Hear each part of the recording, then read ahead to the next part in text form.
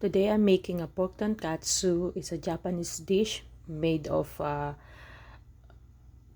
pork cutlet and breaded with panko breadcrumbs and deep fried. Ingredients are pork chop, 2 or 3 eggs,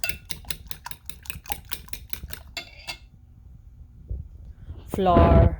I added some pepper and salt, and panko breadcrumbs.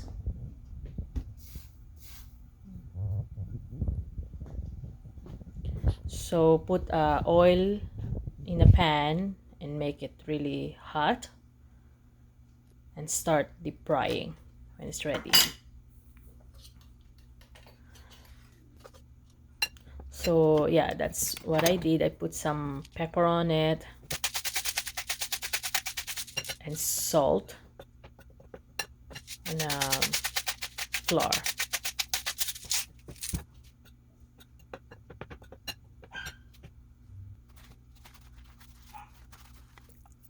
I love to use the pink salt, Himalayan salt.